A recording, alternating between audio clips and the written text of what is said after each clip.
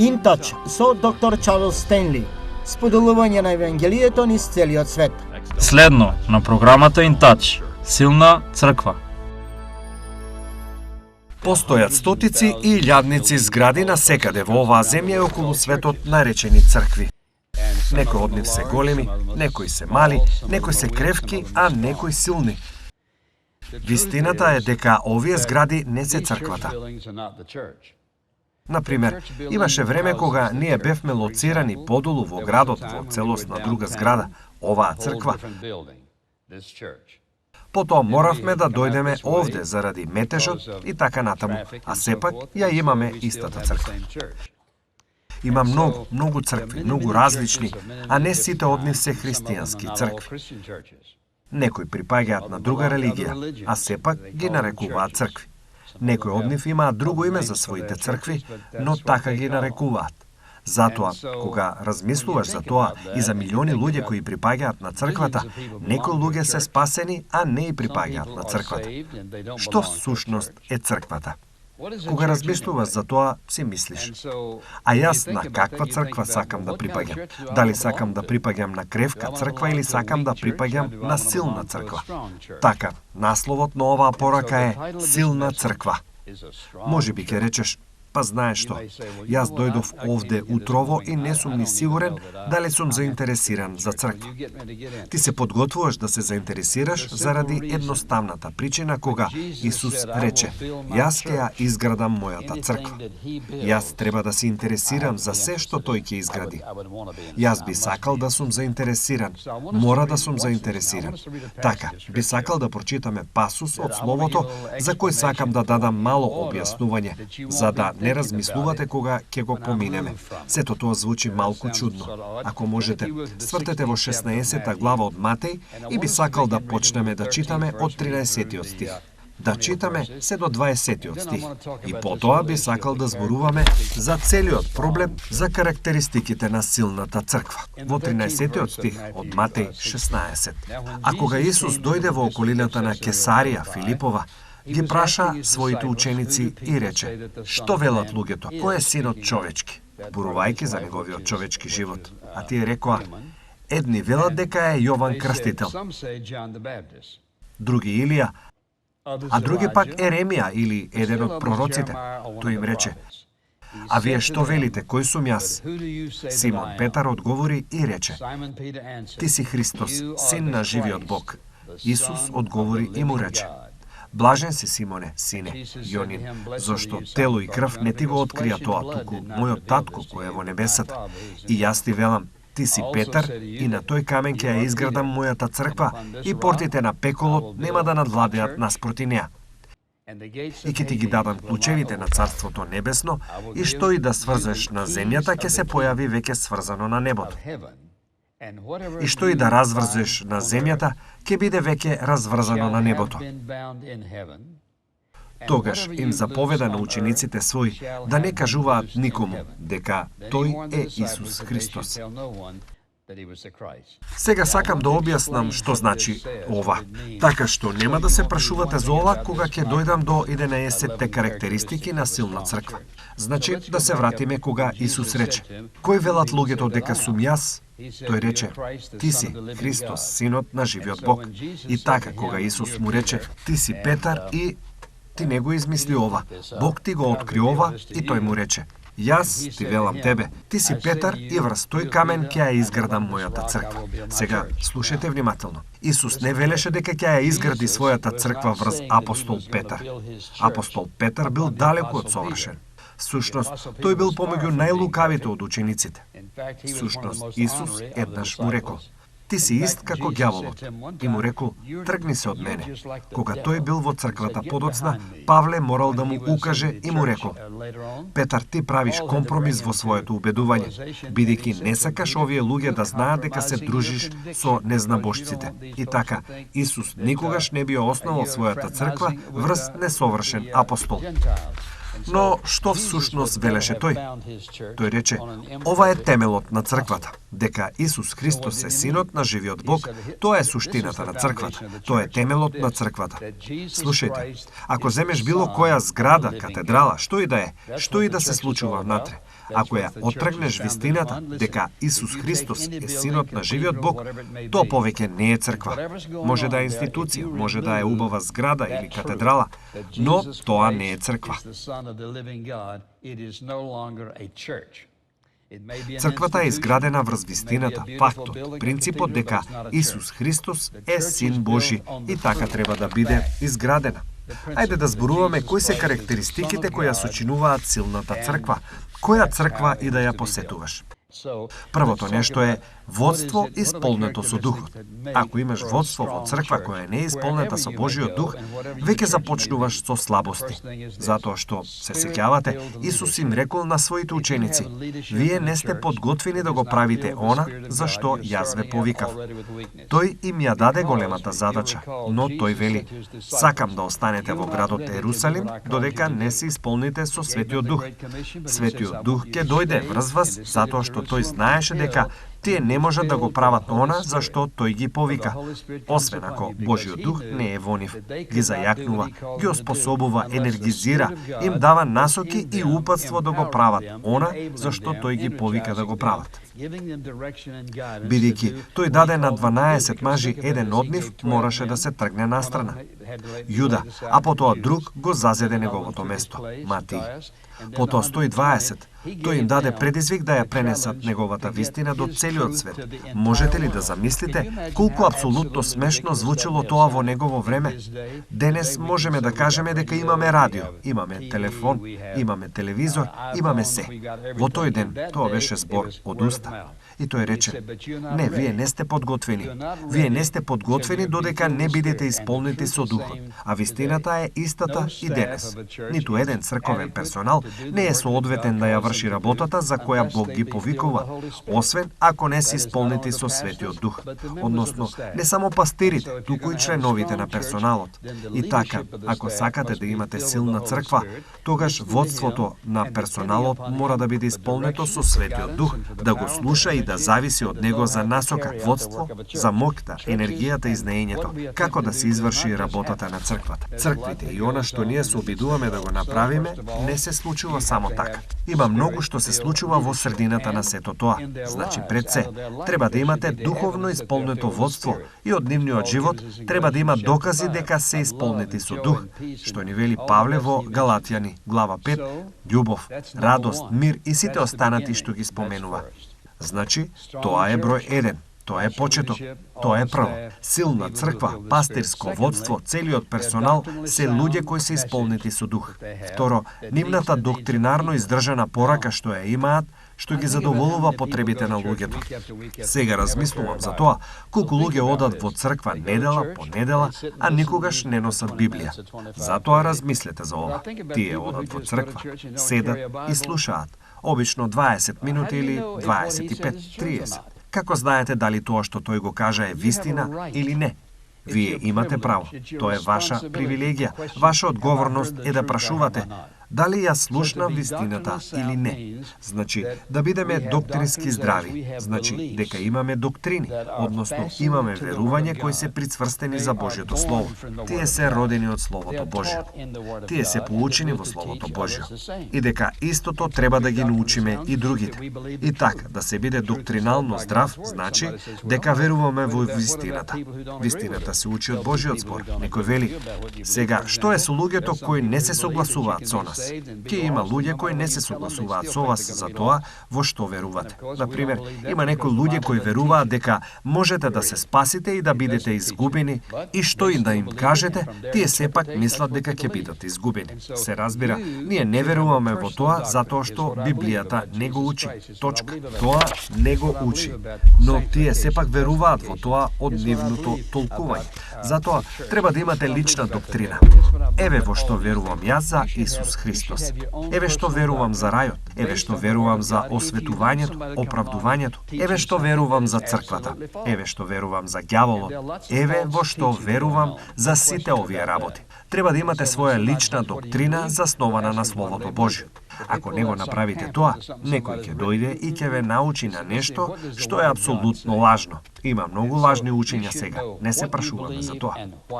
И така, кога некој ќе каже, што верувате? Па прашајте ги нив, зошто веруваат во тоа? Ако извлечат некој памфлет или нешто напишано од некој, кажи, ајде да видиме, што вели Божјото Слово. Затоа треба да знаете во што верувате и зошто верувате во тоа. И не само тоа. Вие имате одговорност да ги научите вашите деца во што веруваат за Божјиот збор. Кога ќе пораснат, треба да раснат верувајќи како што вие верувате, ако верувате во Словото Божјо.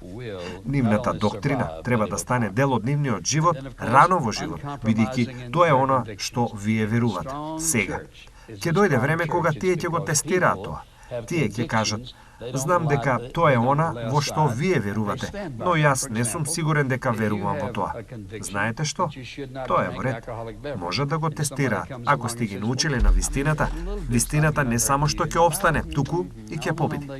Потоа се разбира бескомпромисни во нивните убедувања. Ако силна црква е силна, тоа е затоа што луѓето имаат убедувања. Не лажат, не одлагаат и стојат на убедувањето. Например, ако ти имаш убедување дека не треба да пиеш алкохол, а некој дојде и ти рече, па мислам малку нема да те повреди тебе и Библијата, и така натаму. Ти велиш, јас верувам во тоа, но не верувам дека ќе ме повреди премногу или не сакам да бидам чуден, и така натаму. Сега, вие само го компрометиравте вашето убедување. Кога ќе го компрометирате вашето убедување, она што го правите го оставате настрана она во што верувате, за да му угодите на некој друг или самите себе, знаејќи дека правите погрешна работа. Така, ако имате убедување, например, ако имате убедување за она што го гледате, ако имате убедување за тоа со кого се дружите, кои се вашите пријатели, местата каде што одите, работите што ги правите, како ги трошите парите, за сите овие работи треба да имате убедување за кои апсолутно нема да правите компромиси. Црквата во која пасторот го компрометира Словото Божјо е слаба црква. Онаму каде што луѓето ги компрометираат своите убедувања, тоа е слаба црква. Бог сака силна црква, заснована и изградена на цврстата, непоколеблива вистина на Словото на живиот Бог. Потоа се разбира, постои силен акцент на верата и молитвата. Ако црквата сака да биде силна, треба да бидете силни во однос на молитвата и верата. Ако не се молиш, нема да живееш побожен живот. И вие ме слушнавте како го кажувам тоа недела по недела. Треба да го почнете денот на колена. Ако не можете да клекнете на колена, седнете на стол. Што и да е, но разговарајте со Бог. Не само да разговараме со Него и да го читаме Неговото Слово. Слушајте, ако не го читате Божјото Слово, можете да навлезете во секакви работи. Ако секојдневно го читате Божјото Слово и го почнете денот, еве што велите. Ти велиш, Боже, јас признавам дека Ти ми требаш денес, Господи. Сакам да зборуваш на моето срце. Сакам да ми дадеш водство и насока за овој ден, цел ден.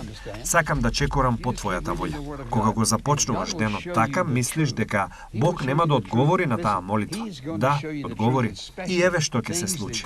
Ќе откриете дека ќе има моменти кога ќе прочитате пасус од Светото Писмо. Ќе помислите, што значи тоа? Но некако тоа ти го погоди срцето. Пред да заврши денот, нешто ќе се случи. Ќе помислиш, о Боже, Ти ми даде предупредување, а јас го игнорирав. Бог е личен Бог, тој е интимен. Тој сака да работи во вашиот живот на таков начин што двајцата имате интимна врска. Таа интимна врска ќе дојде само преку читање на Словото Божјо и впивање во вашиот ум и срце. Велиш, па некои работи не ги разбирам. Знаете што? Продолжете да читате и ќе разберете. Продолжете да го читате Божјото Слово и Бог ќе ви ја покаже вистината. Тој ќе ви ја покаже вистината. Слушајте, тој ќе ви ја покаже вистината, особено работите што ви требаат во вашиот живот, ќе ви покаже како да го постигнете тоа.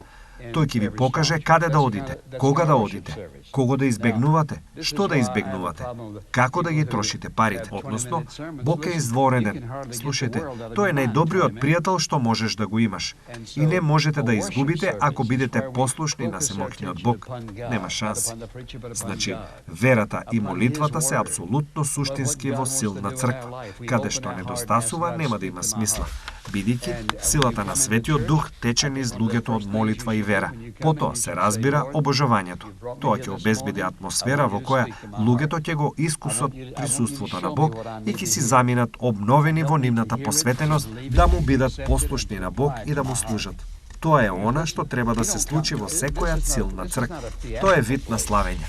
Сега, затоа имам проблеми со луѓето кои имаат 20-минутни проповеди. Слушајте, тешко дека можете да го извадете светот од памет за 20 минути. И така, обожавањето е место каде што го фокусираме нашето внимание на Бог.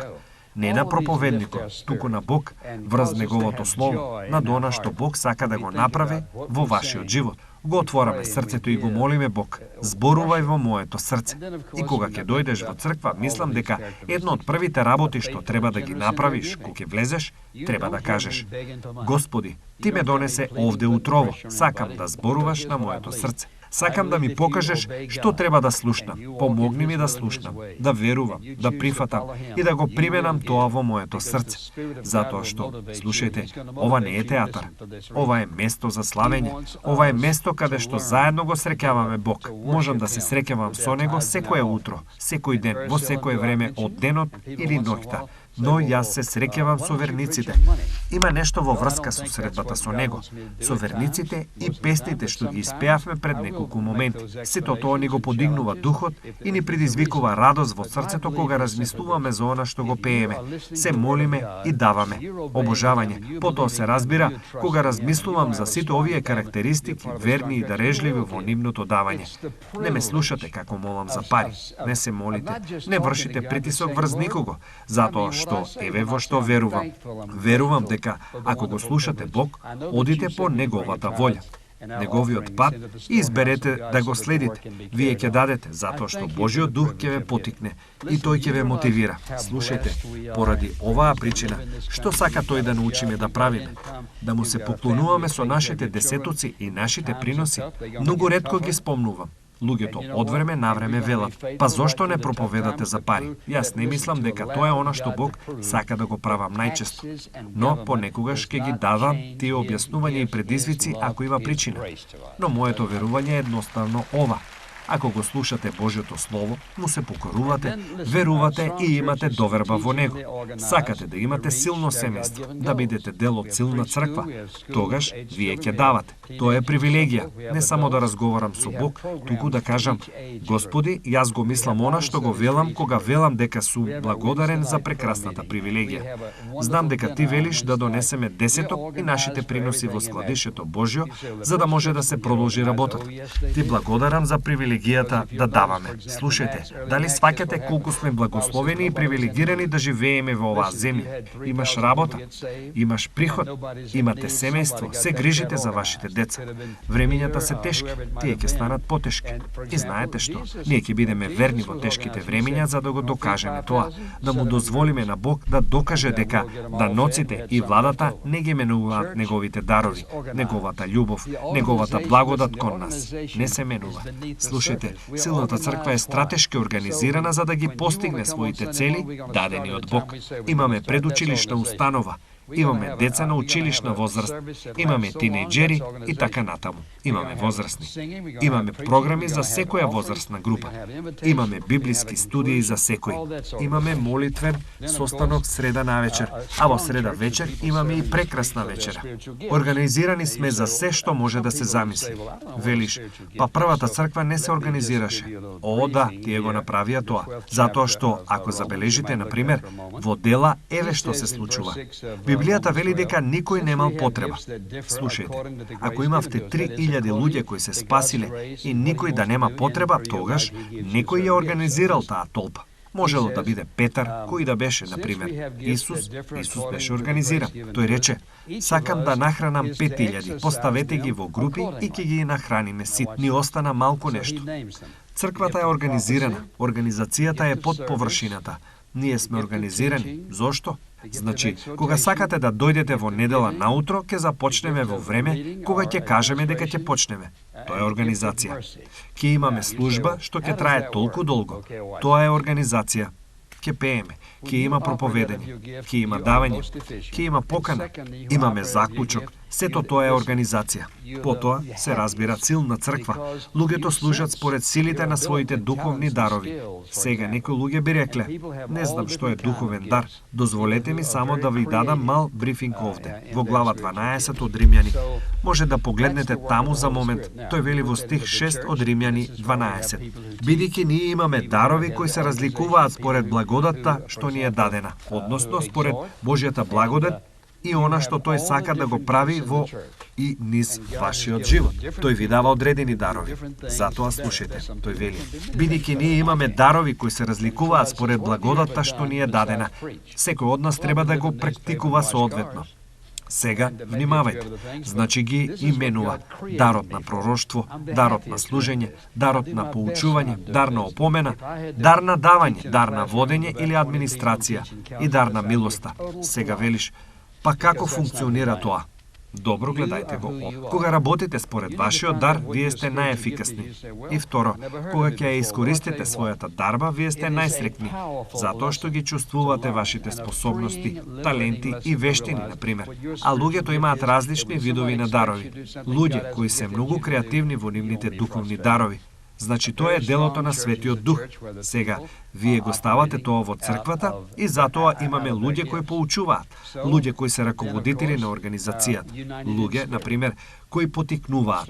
И ги имате сите различни дарови во црквата. Бог ни дал различни луѓе кои прават различни работи подобро. Има некои луѓе кои можат да направат многу работи подобро од мене. Ако некој каже: што сте правеле некогаш освен проповедање? Па доставува весник, миев автомобили, можеби и неколку други работи. Но Бог ме создаде за ова. Јас сум најсреќен што го правам ова. Давам се од себе кога го правам ова. Ако треба да предавам во училница од околу 20 луѓе и да предавам за сметање, тоа би бил тотален пропуст, бидејќи тоа не сум јас. Вие сте тоа што сте и треба да откриете кој е вашиот духовен дар. Велиш: па никогаш порано не сум слушнал за тоа. Ќе ви кажам нешто. Тоа е моќна лекција за учење и ослободувачка лекција за да сватите кој е вашиот духовен дар. Така да кога некој очекува од вас да направите нешто што Бог не ви дал дар да го направите, вие нема да бидете фрустрирани. Многу моќна црква е црква во која луѓето работат според своите дарови. Потоа се разбира обединети во дух. Силна црква, луѓето се сплотени во дух. Мислам, например, неколку големи, многу големи цркви, поделени, тоа е секогаш деструктивно. Секогаш е деструктивно кога кај Божиот народ ќе се појави нешто што ги дели. Само размислете зашто се нервираат луѓето. Затоа едноставно го кажувам ова. Фактот дека јас и ти сме заедно, имаме луѓе од сите различни земји во светот. Имаме луѓе од секоја раса, секоја нација, секоја националност, сите јазици. Имаме луѓе со околу 55 различни јазици кои припаѓаат на нашата црква. Мислам дека тоа е фантастично. Затоа што ние сме тело Христово. Ние не сме такво тело, вакво тело. Ние сме само тело Христово. Единство, истомисленост, сакајќи се еден со друг, помагајќи се еден на друг, подпирајќи се еден на друг, откривајќи кој има потреба и да се биде како еден. Тоа го направи новозаветната црква. Затоа беа толку силни. Тие направија револуција во своето време и го освоија Рим. И затоа што се држеле заедно и верувале во Словото Божјо. Потоа се разбира вистинска љубов еден кон друг. Тоа значи да бидеме обединети, а љубовта е она што држи. Тоа е како лепак што ја држи црквата заедно. Ако седите во црква, погледнете околу и сте виделе некого што едноставно не можете да го поднесете. Тогаш треба да се справите со Бог. Со други зборови, ако некој не ме сака, знаете како влијае тоа на мене. Само мислам: добро Боже, што имаш ти на ум? Почнувам да се молам за нив. Следно, знаете, што и да било, се ќе се реши. Сакајќи се еден со друг, беше она што го сакаше Исус. И кога тој рече: ќе ја изградам мојата црква, на што ќе ја изгради? Тој ја изгради врз основа на препознавањето на тоа кој е тој, Синот Божи, сакајќи го него и сакајќи се еден со друг.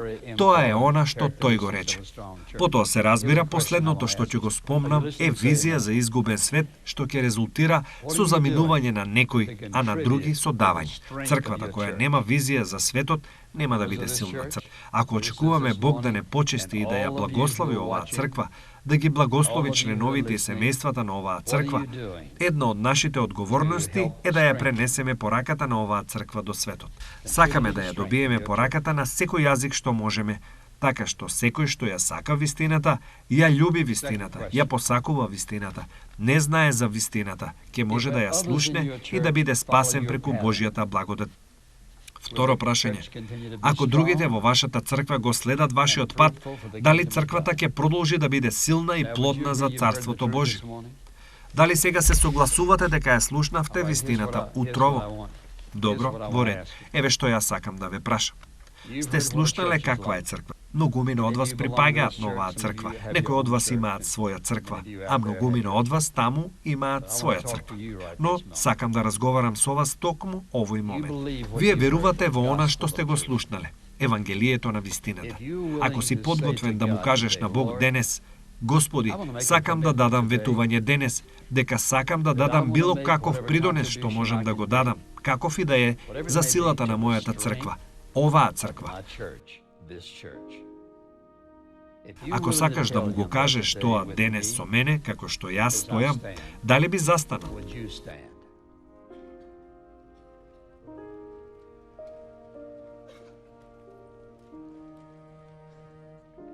Еве што кажуваме, ние велиме: Господи, сакам ова да биде силна црква, заснована на Божјото Слово и посветена за да допреме што повеќе луѓе, колку што можеме.